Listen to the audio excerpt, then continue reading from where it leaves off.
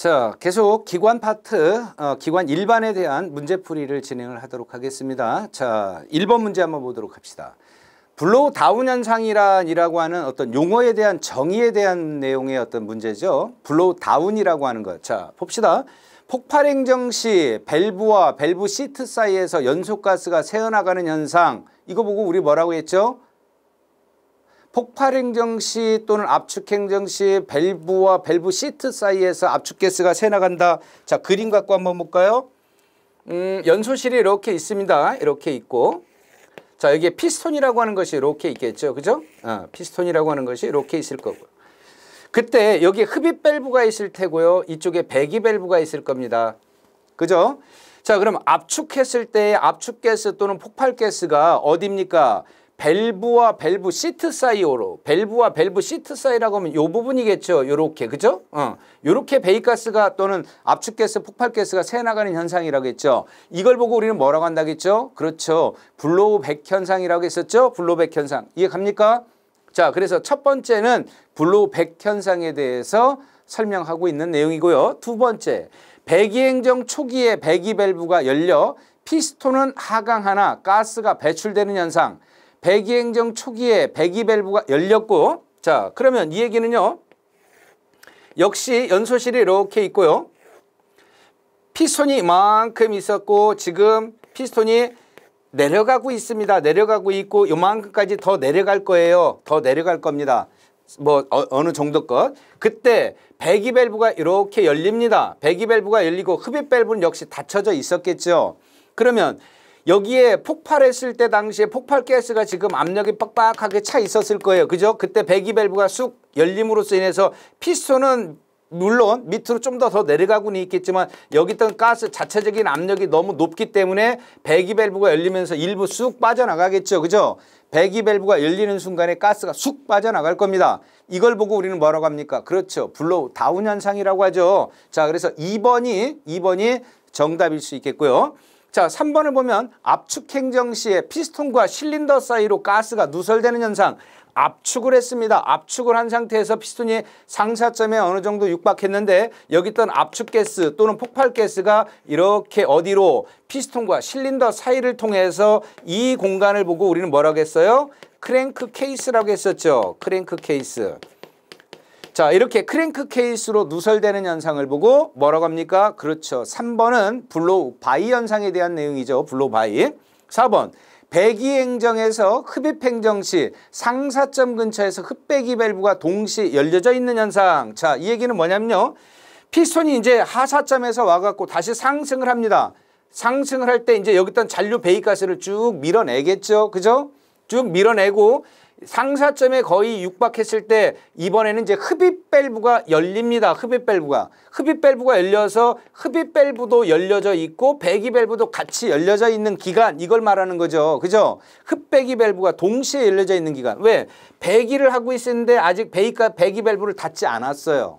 그리고 흡입을 하고 있는데 흡입을 하려면 미리 흡입 밸브를 열어놓는다고 했었죠. 그래서 흡입 밸브도 배기 밸브도 동시에 열려져 있고 피스톤은 상사점 근처에 가 있겠죠. 그 상태에서 여기에 있던 들어온 공기가 이 연소실의 잔류가스를 밀어내는 이런 현상을 발생할 수 있을 테고요. 이렇게 흡입 밸브하고 배기 밸브가 동시에 열려져 있는 기간을 보고 우리는 뭐라고 합니까? 그렇죠. 밸브 오버랩에 관련된 사항이겠네요. 그래서 1번 첫 번째가 뭡니까? 얘는 블로우 백 현상이라고 했었고요. 두 번째가 지금 정답인 블로우 다운 현상. 세 번째가 블로우 바이 현상. 그 다음에 네 번째가 밸브 오버랩에 관련된 사항이라고 보시면 되겠죠.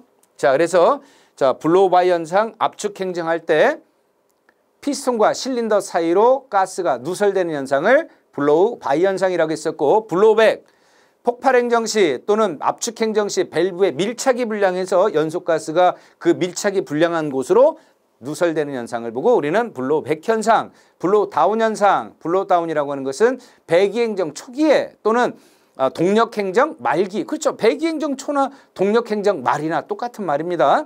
배기 행정 초 또는 동력 행정 말기에 그때 뭐가 열려요? 배기 밸브가 열리겠죠.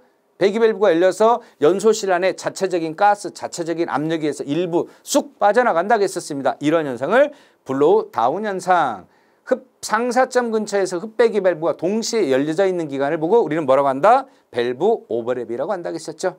자, 이해되셨죠? 자, 2번 문제 보겠습니다. 실린더 내경이 75mm고요. 행정이 75mm, 압축비가 8대 1인 4실린더 기관의 총 연소실 체적은 얼마냐? 자, 총 연소실 체적은 얼마냐? 이렇게 됐네요.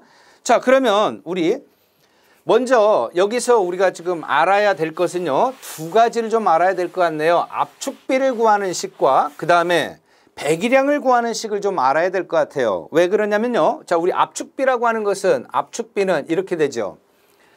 연소실 체적분의 연소실 체적분의 뭡니까? 실린더 체적이죠. 실린더 체적. 자, 우리 참고로 하면요. 이렇게 있고 자, 여기를 우리는 상사점 TDC라고 하고요. 여기를 우리는 하사점 BDC라고 합시다. 그러면 이 공간을 보고 우리는 뭐라고 그래요? 연소실이라고 하고 이 공간의 체적을 연소실 체적이라고 하죠. 연소실 체적. 연소실 체적을 우리는 VC로 표현했었습니다. 자, 그 다음에 여기서부터 여기까지를 우리는 뭐라고 했죠? 상사점과 하사점 사이 거리를 행정이라고 하죠. 행정. 행정이라고 하고 여기를 우리는 뭡니까? 그 상사점과 하사점 사이의 거리 행정이라고 하고 얘를 우리는 L로 표기를 하죠. L. 자, 그 다음에 요 공간을 보고 우리는 뭐라고 했죠? 그렇죠. 행정체적이라고 한다고 했었죠. 행정체적. 행정체적을 우리는 뭐라고 했었죠? VS로 표현한다고 했었죠. VS. 그 다음에 이 전체를 의미하네요. 전체. 자, 요런 부분이죠. 요 부분. 자, 요렇게 전체. 이 전체가 있을 겁니다. 전체. 자, 요 전체를 가지고서 우리는 뭐라고 합니까? 이 전체를 우리는 뭐라고 한다? 실린더 체적이라고 하는 거죠. 실린더 체적. 실린더 체적을 우리는 V로 표현하죠. V. 그러면 실린더 체적이라고 하는 것은 이 전체라고 하는 개념은 어디 행정체적과 연소실 체적 두 개를 합한 것이 전체겠죠. 그죠? 그래서 실린더 체적이라고 하는 것은 연소실 체적인 VC와 행정체적인 VS의 합으로도 우리가 계산할 수 있을 것 같습니다. 자, 이해되셨죠? 여기까지. 자, 그 다음에 그러면 우리 지금 뭘 구하는 거예요? 총 연소실 체적이라고 했었습니다. 어쨌든 연소실 체적. 그럼 이건 어떻게 구하느냐? 자, 얘는 이렇게 한번 가볼까요? 이렇게. 얘는요. 연소실 체적을 우리는 VC라고 표현했었고 실린더 체적은 연소실 체적과 행정 체적의 합이었죠. 행정 체적의 합. 그러면 연소실 체적분의 연소실 체적 더하기 연소실 체적분의 행정 체적이니까 이 얘기는 1 플러스 뭡니까? 연소실 체적분의 뭐다? 행정 체적이다. 이렇게 구할 수 있겠네요. 그러면 지금 압축비를 구하려면요. 압축비라고 하는 것은 1 더하기 연소실 체적분의 행정 체적이다라고 구할 수가 있을 것 같고요. 먼저 요거 연소실 체적을 구해야 되겠죠. 그러면 VC는 어떻게 됩니까? VC라고 하는 개념은 자, 얘가 일단 이쪽으로 넘어가면요. 압축비 마이너스 1이 되겠죠. 왜? 더 양리값이 우변으로 이항하면서 마이너스가 될 테고요. 거기에 얘하고 두 개를 바꿔주면 되는 거니까 이렇게 가면 되겠네요. 연소실 마이너스 1분의 압축비 마이너스 1분의 결국은 뭐다? 행정체적이다. 행정체적. 그래서 연소실 체적은 이렇게 구하는 거고요. 이렇게. 자, 그러면 4실린더라고 했으니까 자, 우리가 이제 연소실 체적은 이렇게까지 구한다라고 하는 거 요거만 좀 참고하고 있고요. 요거. 그러면 지금 주어진 것은 자, 압축비 주어졌죠. 압축비가 8대 1이라고 주어졌죠. 압축비 8대 1. 그죠? 압축비는 주어졌습니다. 근데 이게 뭡니까? 이게 행정체적이죠. 행정체적이라고 하는 것은 지금 안 주어졌습니다. 그런데 이 행정체적이라고 하는 것은 뭐하고 같다고요? 자, 행정체적이라고 하는 말은 뭐하고 같다? 그렇죠. 배기량이라는 말과 같다라고 했었잖아요. 배기량. 행정체적과 배기량이 같은 말입니다. 그래서 행정체적을 우리는 배기량이라고 한다. 그러면 요만큼을 우리는 배기량이라고 한다는 얘기잖아요. 그죠? 배기량. 그러면 배기량 구하는 공식 어떻게 됩니까? 배기량이라고 하는 것은 배기량이라고 하는 것은 이렇게 구합니다. 자, 요거를 뚝 잘라놓고 보면 원통형이 나오겠죠. 이러한 원통형. 맞죠? 자, 그때 여기서부터 여기까지를 우리는 뭐라고 합니까? D라고 한다겠죠. 내경 D. 그 다음에 여기서부터 여기까지를 우리는 행정 L이라고 합니다. L. 자, 그러면 배기량 구하는 공식 다 배웠었던 겁니다. 어떻게 했었죠? 4분의 파이 D. D가 뭡니까? 내경이죠. 내경의 제곱 곱하기 거기에 행정을 곱하면은 배기량이라는 말이 나오고요. 총 배기량이라고 하는 것은 총 배기량. 자, 얘는 요거는 뭡니까? 요만큼 한 기통당 배기량을 얘기하는 거고요. 총 배기량이라고 하는 것은 여기 배기량에다가 곱하기 뭘 해주면 돼요? 그렇죠. 실린더 수. N이라고 하는 실린더 수를 해주면 되겠죠. 실린더 수. 하나의 배기량이 500cc짜리입니다. 그게 500cc인데 이게 몇 기통이라고요? 4기통입니다. 그러면 500cc 곱하기 4 하면 총 배기량이 얼마입니까? 2000cc가 되는 거겠죠. 그렇죠. 자, 그래서 기통당 배기량 곱하기 실린더 수를 해주면은 총 배기량이 나옵니다. 자, 이렇게 참고하시고요. 자, 그러면 어쨌든 지금 배기량이라고 하는 것은 이렇게 돼 있습니다. 이렇게 여기다가 곱하기 n만 해주면 총 배기량이 나온다는 얘기고요. 그죠? 그러면 배기량이라는 말, 결국은 배기량이라는 말은 뭐하고 같다? 행정최적과 같다고 했으니까 자, 우리 요거 배기량은 이렇게도 구할 수 있겠죠. 어떻게? 자, 4하고요. 파이를 나누면 4하고 파이를 나누면 어떻게 되냐면 0.785라는 말이 나옵니다. 4하고 파이는 3.14고 3.14를 4로 나누면 0.785가 돼요. 거기다가 곱하기 D 제곱 곱하기 L 이렇게 해주면 기통당 배기량이 나오겠죠. 기통당 배기량. 이해되셨죠? 그러면 갖다 대입하면 될 거 아닙니까? 여기에서 자, 0.785에 곱하기 얼마입니까? 지금 내경이 75mm라고 했는데 우리 단위는 어떻게 된다고 했었어요? 여기 단위는 내경의 단위는 내경 D라고 하는 것은 내경이고 내경의 단위는 센티미터를 씁니다. 센티미터.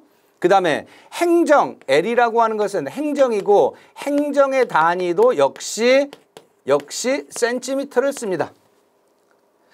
자, 그러면 0.785에 D 제곱이니까 D 값이 뭐예요? 내경이 75mm고 75mm를 센티미터로 환산하면 7.5가 되겠죠. 7.5. 그거의 제곱입니다. 제곱.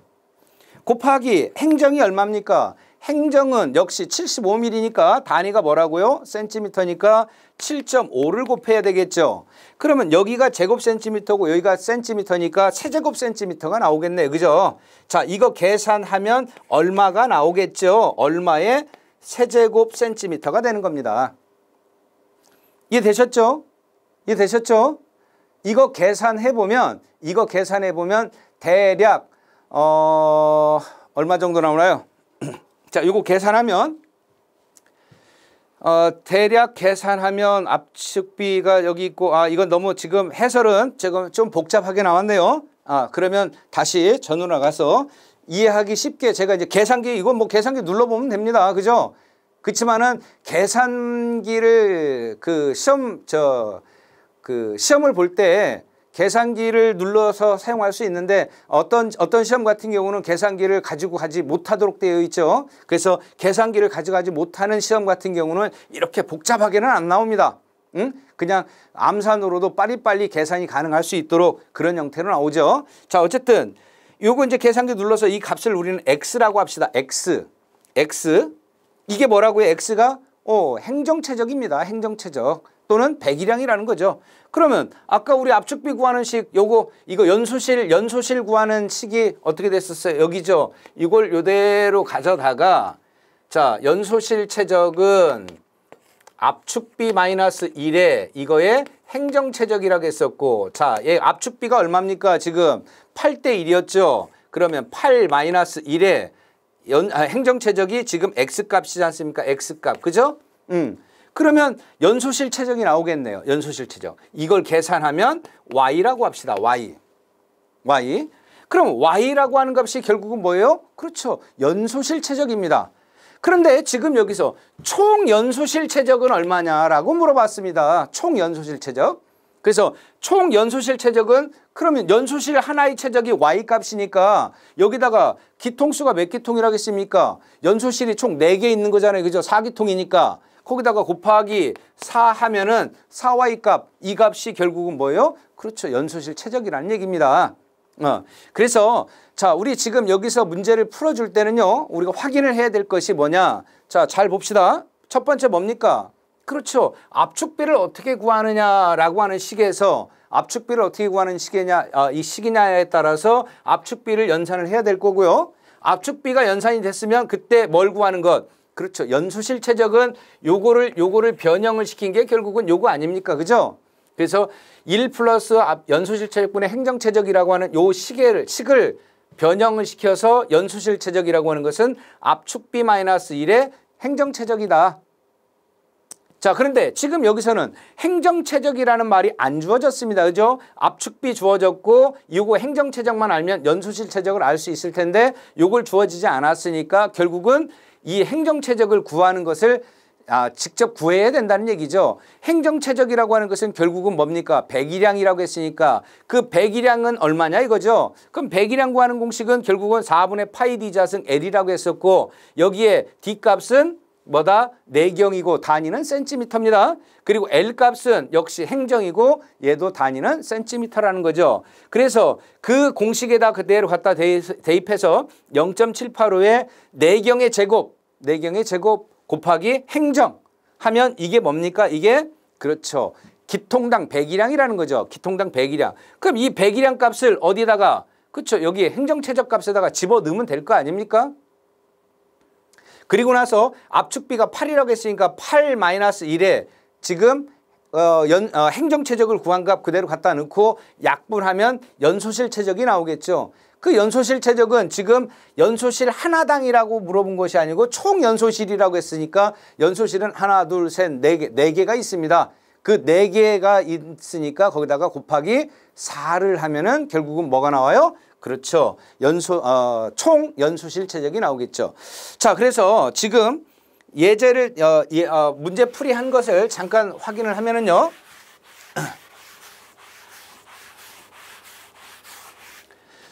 자, 그래서 압축비라고 하는 것은 1 플러스 연소실 최적분의 행정 최적이다. 행정 최적은 우리는 배기량이라고 한다. 그리고 연소실 최적이라고 하는 것은 이거 미안합니다. 요 말이 지금 들어가면 안 되겠죠? 미안합니다. 요거 빠져야 돼요. 해설 부분에다가 바꿔놓으세요. 자, 요거 빠져야 되고요. 압축비 마이너스 1. 그것분의 배기량이다. 그럼 압축비 마이너스 1은 8 마이너스 1이었고 배기량 구하는 공식은 어떻게 됩니까? 0.785의 D 자승 L이라고 했죠. 그쵸? D 자승은 센티미터고 얘도 센티미터니까 7.5의 제곱 곱하기 7.5. 그렇게 해주면 요게 연소실 최적이 나오겠죠. 연소실 최적은 총 연소실 최적이라고 했으니까 몇 기통? 4기통이라고 했죠. 47.31에다가 얼마? 4를 곱해줬더니 대략 189.3cc가 나오더라. 이해되셨죠? 그래서 지금 이 문제 같은 경우는 압축비를 구할 수 있느냐? 또 행정최적을 구할 수 있느냐? 배기량을 구할 수 있느냐? 뭐 이런 것들을 종합적으로 확인할 수 있는 그런 시험 문제인 것 같습니다. 자, 그 다음에 세 번째. 이행정 사이클 기관의 장점으로 틀린 것은 뭐냐? 이행정 사이클 기관. 자, 우리 사행정 사이클 기관이라고 하는 것은 흡입, 압축, 폭발, 배기라고 하는 것이 명확하게 구분이 되어 있었어요. 그죠? 그렇기 때문에 명확하게 구분이 되어 있다 보니까 흡입 효율이 굉장히 좋고 배기가스도 잘 빠져나갈 수 있는 왜? 충분한 행정이 있기 때문에. 이런 여러 가지 어떤 장점들이 있었고 그러면 이행정 사이클 기관이라고 하는 것은 뭐 한다겠죠? 올라갈 때 주행정이 압축행정이라고 했고요. 올라갈 때. 그래서 우리 이행정 사이클 기관이라고 하는 것은 크게 두 가지로 나눠서 본다겠죠. 상승행정과 하강행정. 상승할 때는 주는 압축이고요. 압축. 그 상태에서 압축된 상태에서 흡입도 하고 배기가스도 내보냅니다. 압축하면서. 그 다음에 내려오는 하강행정. 하강행정을 할 때의 메인 주는 뭐냐? 주는 폭발행정이죠. 폭발력에 의해서 피선이 내려오는 거죠. 그래서 하강행정의 메인은 폭발행정입니다. 그때 흡입 밸브하고 흡입과 배기를 같이 해줍니다. 그래서 행정이 명확하게 구분이 안 돼 있어요. 행정이 명확하게 구분이 안 돼 있다 보니까 흡배기율이 상대적으로 좀 떨어진다라고 하는 것이 이행정 사이클 기관의 가장 큰 단점이라고 보면 되겠죠. 그래서 지금 여기서 이행정 사이클 기관의 장점으로 틀린 것은 자, 우리 어떻게 표현했었죠? 그때 사행정 사이클 기관의 장점과 단점이 있었죠. 그 다음에 이행정 사이클 기관의 장점과 단점이 있었습니다. 그죠? 그러면 사행정 사이클 기관의 장점을 역으로 생각하면 이행정 사이클 기관의 단점이 나온다고 했었고 사행정 사이클 기관의 단점을 역으로 생각하면 이행정 사이클 기관의 장점에 해당한다라고 했었습니다. 그래서 이행정 사이클 기관이든 사행정 사이클 기관이든 장단점만 명확하게 알고 있다라고 하면 둘 중에 하나는 몰라도 관계없겠죠. 자, 먼저 첫 번째 회전력이 균일하다. 회전력이 균일하다. 그렇죠. 이행정 사이클 기관의 가장 큰 장점 중에 하나가 회전력이 균일하고요. 그만큼 구조가 간단하게 돼 있습니다. 구조가 간단하고요. 또한 배기량이 같을 경우 사행정 사이클 기관보다 출력이 더욱더 크다. 왜요? 이 사행정 사이클 기관은 두 바퀴 돌 때 한 번 폭발을 하죠. 그래서 1사이클이 완성되는 거 아닙니까? 이행정 사이클 기관은 어때요? 한 바퀴 돌면 1사이클이 완성되고 한 번 폭발합니다. 한 바퀴 돌 때 한 번 폭발하는 거고 얘는 두 바퀴 돌 때 한 번 폭발해요. 두 바퀴 회전할 때 한 번 폭발이 발생을 하죠. 그러다 보니까 당연히 폭발 획수가 이행정 사이클 기관이 더 많네요. 그죠? 2배 더 많은 거죠. 그러다 보니까 그만큼 출력을 더 높게 낼 수 있다. 우리 그 이론 강의할 때 제가 그런 얘기 했었는데 사행정 사이클 기관에 비해서 이행정 사이클 기관이 폭발 횟수가 2배 더 많으면 상대적으로 2배 더 출력이 커야 되는 거죠. 실제 그렇지는 않다고 했었습니다. 대략 한 1.6에서 1.7배 정도의 출력을 더 크게 낼 수 있다. 이 정도가 그 이행정 사이클 기관의 장점이라고 보면 되겠죠. 그 다음에 각 행정이 확실히 구분되어 효율이 좋다. 이거는 뭡니까? 각 행정이 확실히 구분되어 있다. 이 얘기는 뭐예요? 그렇죠. 사행정 사이클 기관의 장점이겠죠. 사행정 사이클 기관은 흡입 압축 폭발 배기라고 하는 행정이 명확하게 구분이 되어 있다 보니까 불확실한 곳이 없어요.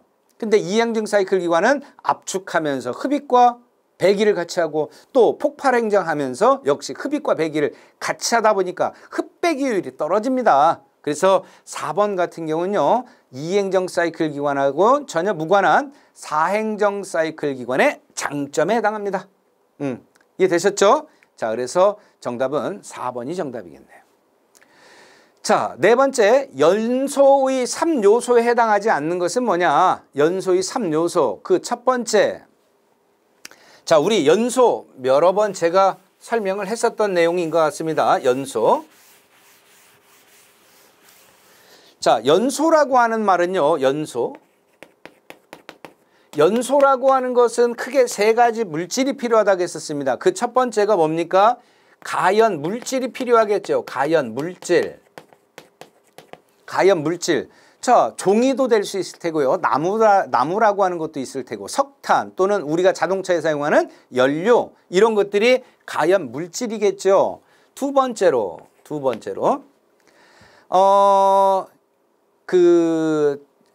얘를 누가 불을 처음에 붙여주는 어떤 스파크 불꽃이 있어야 될 거 아닙니까? 그죠? 점화원이라고 하죠.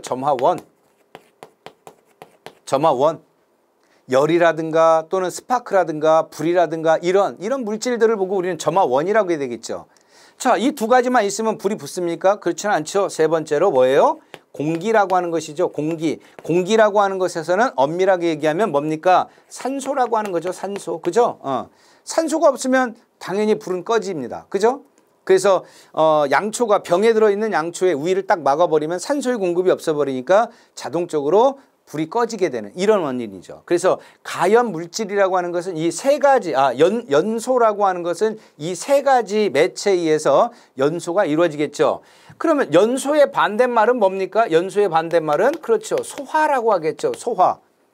소화라고 하는 거고요. 자, 그러면 소화를 시키려면 어떻게 되느냐? 소화하려면 어떻게 하느냐? 자, 가연 물질을 어떻게 해요? 가연 물질. 탄은 지금 불이 막 여기 자꾸 커지고 있는데 커지는 것을 어떻게 해요? 더 이상 불이 번지지 못하도록 빼버리죠. 나무 같은 것들 자꾸 제거하지 않습니까? 그죠? 그래서 가연 물질을 없애는 거예요. 더 이상 탈 수 있는 물질들을 전부 다 제거한다는 얘기죠. 그래서 그걸 보고 가염 물질을 없애는 것을 우리는 제거 소화법이라고 하죠. 제거 소화법. 자, 이 정도는 그냥 참고하시기 바랍니다. 자, 제거해서 어떤 가염 물질을 제거해서 소화하는 제거 소화법이라고 하는 것이 있고요. 그다음에 점화원, 열이라고 하는 것이 자꾸 확산이 돼서 여기 이게 뭐 예를 들어서 나무라고 봅시다. 나무라고 하는 것이 여기서 자꾸 타들어가는 것이 열이 자꾸 확산돼 갖고 결국은 다 타는 거 아닙니까? 그죠? 열이 더 이상 전달되지 못하도록 차갑게 만들어 버리겠다라는 거죠. 차갑게 만들므로써 인해서 열이 확산이 없어지고, 열이 확산이 없으면 결국은 불은 자연스럽게 꺼질 거라는 얘기입니다. 그래서 점화원을 차단하는 것을 보고 우리는 뭐라고 한다? 이걸 냉각소화법이라고 하죠. 냉각소화법. 이 냉각소화법이라고 하는 것은 뭐 차가운 물을 찌얹어서 더 이상의 불이 번지지 않도록 하는 것도 어떻게 보면 점화원을 열을 제거한다. 그래서 냉각소화법이라고 하죠. 자, 그다음에 세 번째.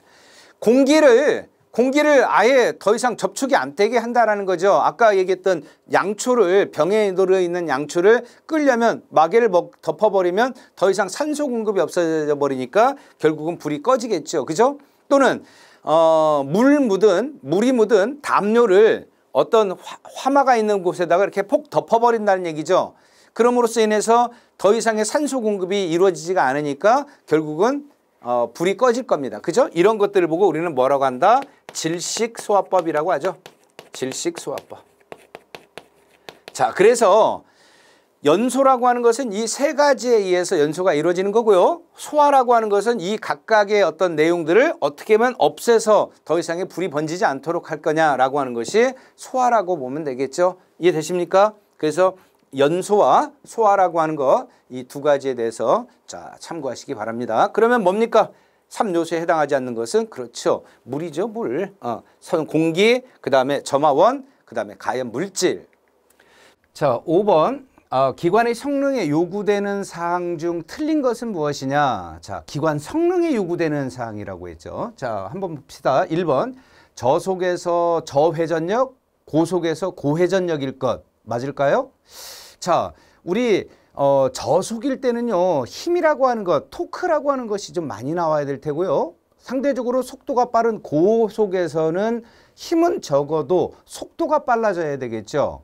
그래서 자, 지금 1번이 틀렸네요. 왜? 저속에서는 고회전력을 넣어야 되겠고요. 상대적으로 고속에서는 저회전력이고, 그래서 속도가 빨라지면 회전력은 낮아지고요. 반대로 속도가 낮아지면 회전력은 커지는 형태를 가지고 있어야만이 자동차의 요구 조건이라고 보시면 될 것 같습니다. 자, 그래서 저속에서는 고회전력을 나타내야 되겠고, 고속에서는 회전력이 좀 낮고 상대적으로 속도가 빨라져야 되겠죠. 자, 그래서 1번은 두 개가 좀 반대로 되어 있네요. 그래서 1번은 틀린 표현이겠고, 자, 두 번째로 저속에서 고속으로 가속도가 커야 되겠다. 그렇죠. 저속에서 고속으로 가는 데 있어서의 속도가 느리면은 상대적으로 어떤 가속 성능, 응답 성능 이런 것들이 좀 떨어지겠죠. 그래서 저속에서부터 고속까지 가속도가 좀 빨라야, 커서 빨라가지고 원활한 운전자의 어떤 그 의지대로 자동차가 구동이 되지 않겠느냐라고 하는 차원에서 본다라고 하면 저속에서 고속도로, 저속에서 고속으로 가속도가 커야겠다라고 하는 것이죠. 자, 세 번째 봅시다. 연료 소비율이 적으며 경제적인 운전이 가능해야 되겠다. 그렇죠. 연료를 많이 먹어서는 안 될 것 같습니다. 연비가 좋아야 된다라고 하는 개념에서는 우리 연료 소비율이, 연료를 소비하는 율이 그만큼 작아야 적은 연료로도 많은 거리를 주행할 수 있겠다라는 거죠. 그래서 연료 소비율이 적어야 되겠고, 또한 경제 운전이 가능해야 되겠다라고 하는 내용이겠죠. 자, 네 번째로 최고속에서 회전력은 낮으나 속도는 빨라야겠다. 그렇죠. 아까 우리 1번에서 얘기했었습니다. 그래서 자, 우리 속도라고 하는 것은 속도와 그다음에 회전력이라고 하는 것을 보면, 회전력은 두 개가 반비례 관계라고 보시면 될 것 같아요. 속도가 빨라지면 회전력은 회전력은 작아지는 거고요. 반대로 속도가 느려지면 회전력은 커지는 구조를 가지고 있어야만이 좋겠다. 그래서 자동차는 처음 출발할 때 속도보다는 그만큼 회전력이 많은 회전력을 요구를 하죠. 그렇죠? 우리가 자동차를 뒤에서 밀어라고 이야기했을 때 언제 제일 많이 힘듭니까? 그렇죠? 처음 자동차가 움직이려고 하는 시점이 가장 큰 힘이 들어갑니다. 그럼 마찬가지로 엔진에서 동력이 바퀴로 쭉 전달돼서 바퀴가 구동이 돼야 되는데, 그럼 자동차가 정지되어 있는 상태에서 처음 스타트 출발하려고 할 때는 결국은 자동차의 무게중심 전부 다 바닥으로 쏠려져 있고 안 움직이려고 한다는 얘기죠. 근데 엔진의 동력이 바퀴를 굴리려고 하면 그때 가장 큰 힘이 들어가겠더라는 거죠. 그래서 저속에서는 어떻다? 회전력이 커야 된다라는 얘기고요. 반대로 속도가 빨라지면 굳이 힘은 많이 필요가 없습니다.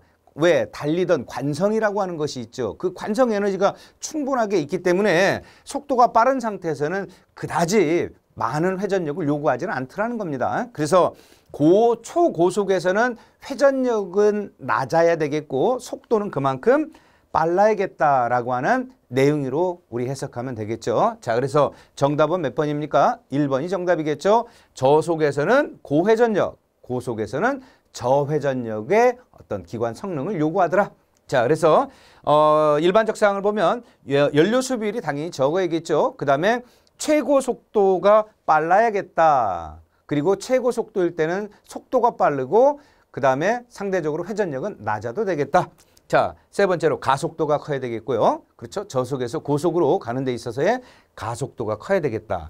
또한 저속에서 회전력이 커야겠다. 그렇죠? 저속에서는 분명히 회전력이 커야 되겠고 고속에서는 회전력이 작은 대신에 속도가 빨라야겠다라고 하는 내용이었죠. 자, 그래서 5번의 정답은 1번이 정답입니다. 자, 6번 보겠습니다.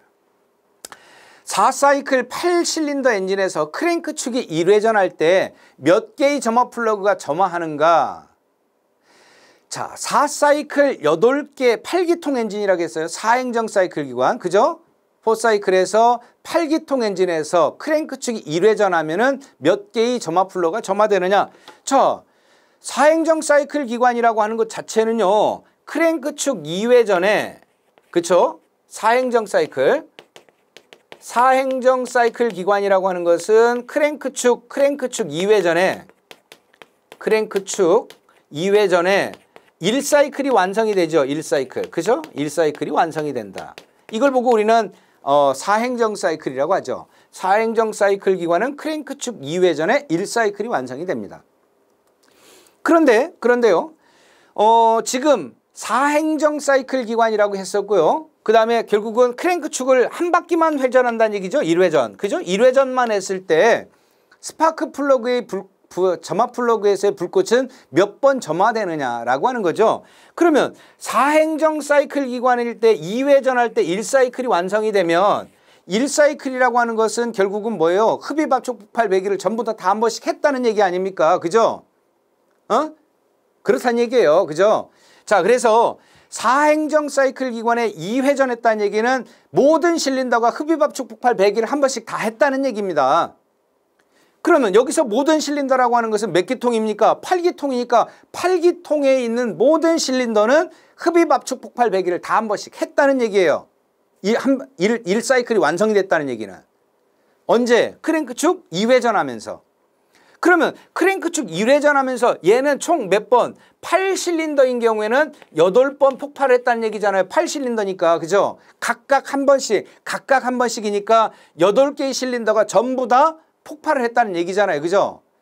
8개의 실린더가 전부 다 폭발을 했다는 얘기는 크랭크 축 2바퀴 돌 때 8개의 실린더가 폭발을 한 겁니다. 그러면 크랭크 축 한 바퀴 돌 때 몇 개의 실린더가 폭발을 해요? 그렇죠. 4개의 실린더가 폭발을 하겠죠. 그러면 4개의 실린더가 폭발을 하기 위해서는 결국은 점화 플러그의 불꽃은 몇 번 발생을 하는 거예요? 4개의 실린더가 폭발을 하면 각각 한 번씩만 폭발하면 될 거 아닙니까? 그죠? 4개의 실린더가 폭발했다는 얘기는 4개의 실린더에 점화가 이루어졌다는 얘기입니다. 이해되셨죠? 4행정 사이클 기관은 크랭크 축 2회전에 1사이클이 완성이 되는 거고, 자, 크랭크 축 1사이클 동안에 모든 실린더는 한 번씩 다 폭발을 합니다. 그러면 8개, 8실린더인 경우에는 8개의 실린더가 전부 다 폭발을 한다는 얘기입니다. 그러면 두 바퀴 돌 때 8개의 실린더가 전부 다 폭발했다는 얘기는 한 바퀴 돌 때는 그럼 4개의 실린더만 폭발하겠죠. 4개의 실린더가 폭발했다는 얘기는 4개의 실린더에 점화가 이루어졌다는 얘기겠죠. 그렇죠? 자, 그래서 4사이클 8실린더인 경우에는 1회전 할 때, 크랭크축 1회전 할 때 몇 번의 점화 플러그가 점화가 되느냐? 자, 3번 4개가 연소가 이루어지는 거죠. 이해되셨죠? 만약에 그러면 크랭크축 1회전이라는 말 없이 그냥 2회전이다 라고 했을 때는, 또는 1사이클을 완성하는 동안 이라고 이야기했다라고 하면 1사이클 완성하는 동안 8기통 엔진에서의 점화 플러그가 몇 번 점화하느냐라고 물어보면 어떻게 됩니까? 그렇죠. 1사이클을 완성하는 동안 8기통에는 총 8번의 점화가 이루어진다는 얘기겠죠. 자, 여기서는 개념을 좀 이해하실 필요가 있습니다. 흡입, 압축, 폭발, 배기라고 하는 것이 어떤 것은 흡입하는 것도 있고 어떤 것은 압축하는 것도 있고 어떤 것은 폭발하는 것도 있고 어떤 건 배기하는 것도 있을 거예요. 8개의 실린더가 크랭크축 2바퀴 돌아가는 동안 8개의 실린더는 전부 다 폭발을 한 번씩 합니다. 그럼 크랭크축이 한 바퀴만 돌아가면 4개의 실린더만 폭발하는 거죠. 2바퀴 돌아가면 8개가 다 폭발하는 거고. 이해되셨죠? 자, 이렇게 해서 정답은 3번이 정답이겠네요. 자, 계속해서 6, 7번 보겠습니다. 다음은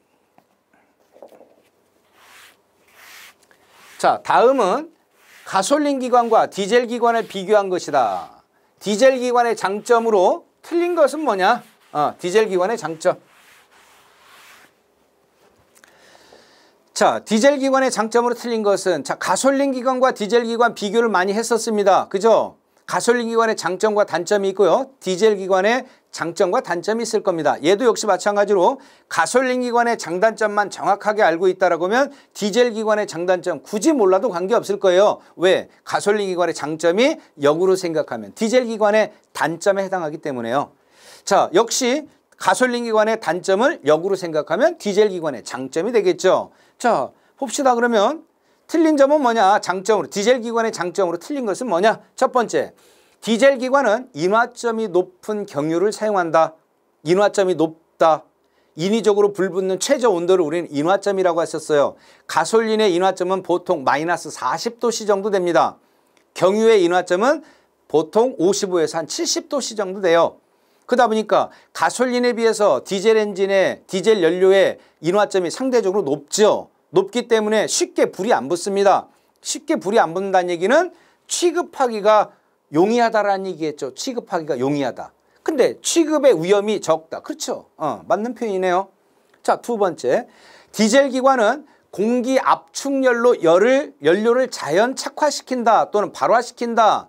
그렇죠. 디젤 기관은 흡입 공기를 빨아들여서 순수한 공기만을 빨아들이고 얘를 압축을 하죠. 압축을 하면 여기에 압축 온도가 발생한다고 했었습니다. 압축열 대략 500에서 550도씨. 그죠? 연소실이 이렇게 있으면 피스톤을 압축을 하게 되면 여기 있던 공기는 압축열이 발생한다고 했죠. 그때 얼마? 500에서 약 550도씨 정도의 열이 발생한다고 했었고요. 이런 열에 분사 노즐 또는 인젝터라고 하는 곳에서 미세한 안개 모양으로 연료를 분사를 하면 그 열에 의해서 연료는 자기 스스로 불이 붙어서 연소가 된다고 했었죠. 그걸 보고 우리는 자기 착화 또는 자발화라고 한다고 했었습니다.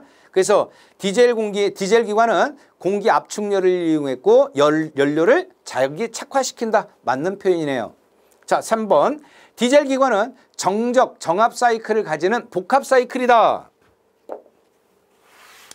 자, 우리 가솔린 기관은요, 일정한 최적하에서 연소한다라고 해서 정적 사이클이라고 합니다. 자, 가솔린 기관의 PV 선도를 그려보면 PV 선도를 그리면 가솔린 기관은 이런 거죠. 이렇게. 그죠? 이렇게 있었죠. 생각납니까? 그래서 최적의 변화가 없는 상태에서 압력이 수직적으로 상승하는 요 부분을 일정한 최적이라고 해서 정적 가열이라고 합니다. 정적 가열. 그래서 자, 얘를 보고 우리는 뭐라고 합니까? 오토 사이클 또는 일정한 최적하에서 연소한다라고 해서 정적 사이클 이렇게 이야기했었죠. 이해되시죠? 오토 사이클, 정적 사이클. 자, 얘는 대표적으로 어디 가솔린 기관의 이론 열 효율을 가솔린 기관의 연소 사이클이 지금 얘기하는 오토 사이클이죠. 가솔린 기관이라든가 아니면 LPG 기관 여기에 해당한다고 했었죠. 자, 그 다음에 두 번째로 디젤 사이클. 디젤 사이클이라고 하는 것은요, 이렇게 표현할 수 있습니다. PV. 자, 디젤 사이클은 이러한 구간이 존재를 하죠. 이러한 구간. 이렇게. 그래서 이 부분이죠. 이 부분. 얘는 압력이 일정합니다. 그죠? 압력 P가 지금 일정한 구간이니까 라고 해서 우리는 뭐라고 그래요? 정압가열이라고 하죠.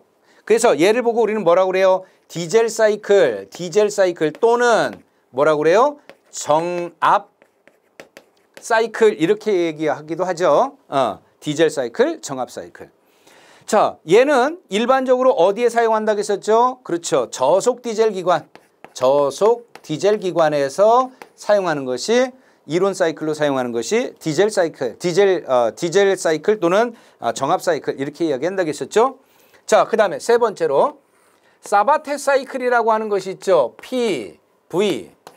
자, 얘는 요 구간이 존재를 하죠. 요 구간. 그죠? 이렇게 존재한다고 했었습니다. 자, 요 구간이 뭡니까? 일정한 최적 정적 가열이고 요 구간 뭡니까? 정압가열이죠. 정압가열. 그래서 얘는 정적과 정압이 두 개가 같이 존재를 해요. 두 개가 같이 존재하니까 우리는 뭐라고 합니까? 얘를 사바테 사이클이라고도 하고 사바테 사이클 또는 합성 사이클 또는 복합 사이클이라고도 하죠. 복합, 합성, 복합 이렇게 표현합니다. 그래서 지금과 같은 이런 사바테 사이클의 이론식은 결국은 어디? 그렇죠. 고속 디젤 기관의 이론 열 효율에 관련된 식이라고 보시면 되겠죠. 자, 그래서 크게 우리는 오토 사이클, 디젤 사이클, 사바테 사이클이 있다. 얘는 일정한 최적이고 얘는 일정한 압력이다. 이 두 가지가 합쳐진 것을 우리는 사바테 사이클이라고 하고 합성 또는 복합이라고 하더라. 그리고 오토 사이클은 가솔린 기관, LPG 기관의 이론 사이클인 거고, 그 다음에 이 정압가열로 형성되어 있는 디젤 사이클은 저속 디젤 기관의 이론 사이클이며, 그 다음에 정압과 정적이 같이 존재하는 이 합성 사이클 또는 사바테 사이클은 어디? 고속 디젤 기관의 이론 사이클로 사용되고 있다라고 이야기를 했었습니다. 중요합니다. 자, 그래서 디젤 기관은 정적 정압 사이클을 가지는 복합 사이클이다. 맞네요. 그죠? 맞죠? 네 번째. 피스톤 운동 부분은 중량이 크기 때문에 최고 회전 속도가 높다. 당연히 중량이 크면 어때요? 중량이 크면 최고 회전 속도가 낮을 수밖에 없죠. 또 중량이 크면 뭐가 많이 받아요? 관성의 영향을 받습니다. 관성. 그래서 자, 이거 4번이 틀린 표현이네요. 회전 부분의 중량이 크기 때문에 최고 회전 속도가 낮습니다. 낮아요. 자, 그래서 정답은 4번이 정답이겠고, 자, 인화점이 높은 경유를 사용하고 취급이 위험성이 적다. 그 다음에 공기 압축 열로 자기 착화 방식이다. 정적 정압이 갖춰져 있는 사바테 사이클을 사용한다라고 하는 것들 참고하시고요. 자, 8번 보겠습니다. 가솔린 기관의 열 효율을 측정한 결과 냉각수에 의한 손실이 약 25%, 배기 및 복사에 의한 손실이 35%였다. 기계 효율이 90%라고 하면 정미 효율은 몇 %이냐?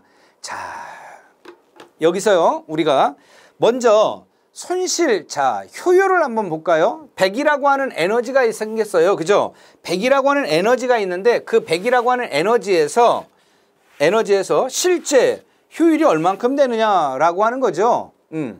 자, 봅시다.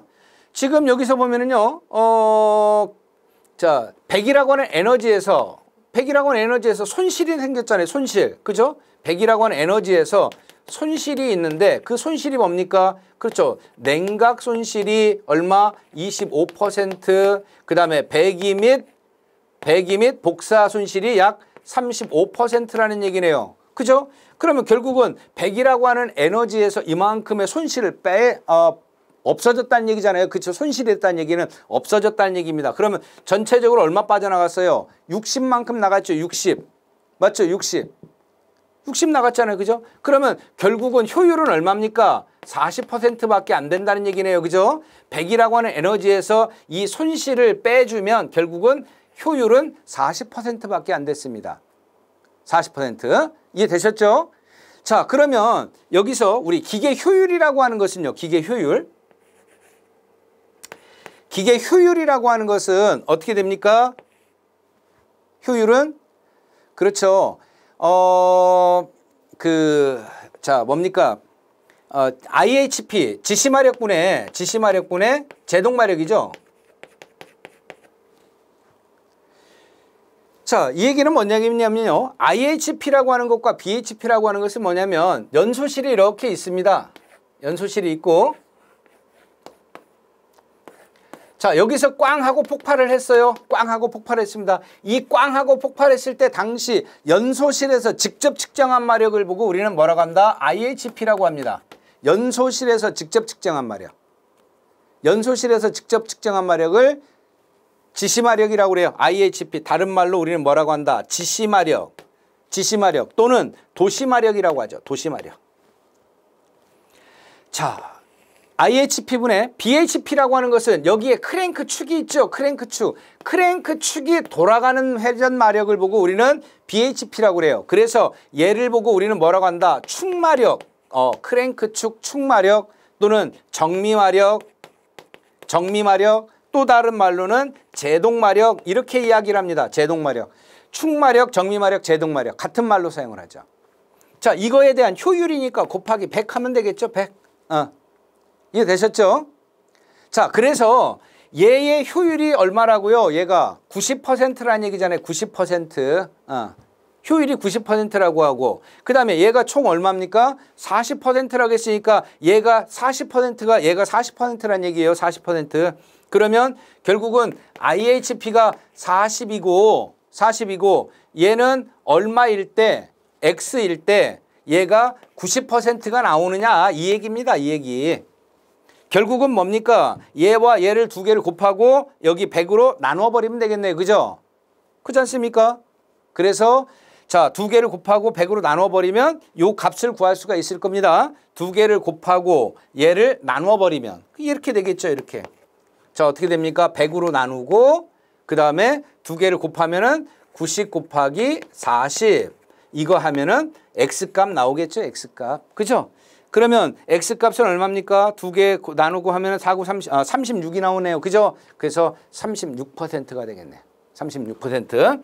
자, 그래서 여기서 나온 요 얘기는 요거를 의미하는 겁니다. 요거. 그때 축은 어떤 효율이 지금 90%라고 했어요. 90%. 그죠? 얘가 90. 그러면 요 값은 얼마냐라고 하는 것을 구하는 겁니다. 정미 효율은 얼마냐? 이해되셨죠? 정미효율은 얼마? 여기가 36이면 약분하면 어떻게 됩니까? 맞나요? 90이 돼야 되고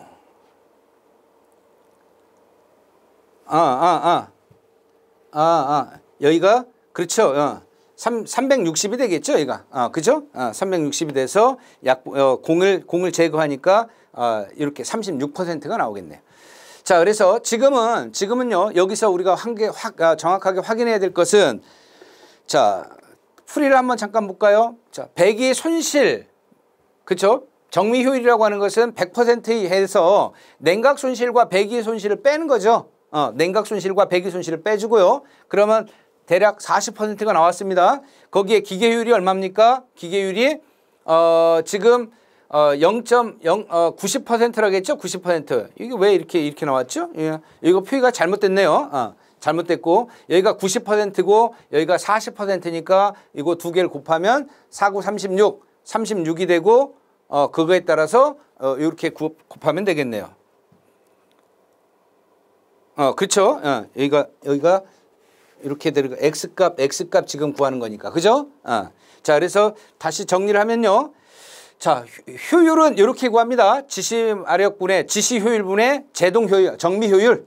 지시효율분의 정미효율이 얼마다고? 90이다고. 그러면 얘가 이쪽으로 넘어가고, 그렇죠? 그래서 이렇게 돼서 이거 계산하면 얼마? X값 나오겠죠? 그 X값이 얼마라고요? 36% 나온다는 얘기죠.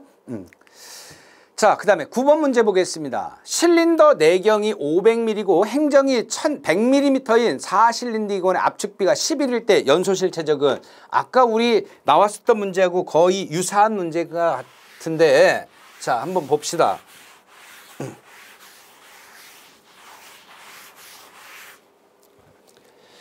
자, 뭡니까? 내경이 90이고 행정이 100mm이고 그 다음에 4실린더 행정이 압축비가 11이라고 했습니다. 연소실 최적은 어떻게 되느냐? 자, 뭐 아까하고 유사한 문제네요. 압축비는 1 플러스 연소실 최적분의 행정 최적이다. 그러면 연소실 최적이라고 하는 것은 얘가 일로 넘어가니까 결국은 압축비 마이너스 1에 이거의 행정 최적이다. 그러면 요거 구해야 되죠. 연소실 최적은 우리가 지금 뭘로 알아요? 압축비는 알고 있는데 뭐가 모릅니까? 행정 최적을 모르죠. 그러면 어떻게 됩니까? 압축비가 11 마이너스 1에 행정 최적을 구하는 식은 어떻게 됐죠? 0.785에 거기에 곱하기 내경의 제곱 곱하기 행정이라고 했잖아요. D제곱 L. 그죠? 자, 그러면 내경이 얼마입니까? 내경이 50이니까 센티미터로 환산하면 5의 제곱이고 5의 제곱. 맞죠? 5의 제곱. 그 다음에 행정은 100mm인데 역시 센티미터로 계산을 해야 되니까 10에 10이죠. 10. 그죠? 그러면 결국은 이거 계산하면은 연소실 최적 나오겠네요. 그죠? 연소실 최적. 자, 그래서 계산하는 방법은 자, 이렇게 봅시다. 연소실 최적이라고 하는 것은 압축비 마이너스 1의 백일량이다. 백일량 구하는 식은 어떻게 됩니까? 0.785, 3.14 나누기 4하면 이게 0.785로 하겠죠? 0.785에 5제곱, 내경의 제곱 곱하기 행정. 그 값이 얼마라고요? 196.25cc라는 얘기인 거고 196.25cc. 그럼 결국은 이게 백일량이니까 이거 백일량을 그대로 여기다 갖다 집어넣으면 되겠네요. 그죠? 그래서 11 마이너스 1 하면 10이고 10에 196.25 하면은 19.6이 나오겠네요. 그죠? 맞죠? 자, 이렇게 해서 자, 아까와 유사한 뭐 유사하다라고 하는 것보다도 여기 이제 총 연소실이다라고 하면 곱하기 기통수 해주면 되겠죠. 그죠? 자, 10번 보겠습니다. 기관의 회전 속도가 4,500rpm이다. 연소 지연 시간을 600분의 1초라고 하면 연소 지연 시간 동안 크랭크 축 회전하는 각도는 얼마냐? 자, 이거 이론 시간에 설명을 했었습니다.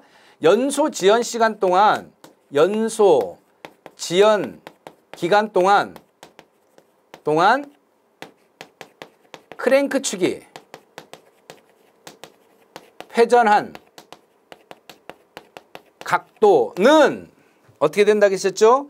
연소 지연 시간 동안 크랭크 축이 회전한 각도 이거 어떻게 구한다고 했었어요? 6RT라고 했었잖아요. 그죠? 6RT.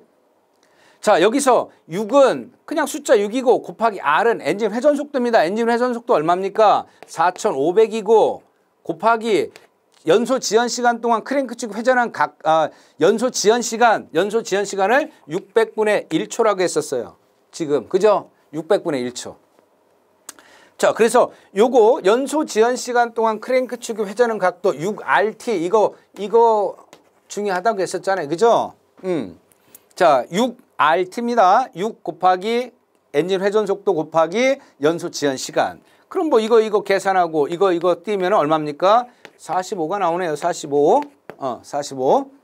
자, 그래서 45도. 그러니까 연소 지연 시간 동안 크랭크 축이 45도가 돌아간다는 얘기예요. 600분의 1초 사이에 45도 각도만큼 돌아가더란 얘기죠.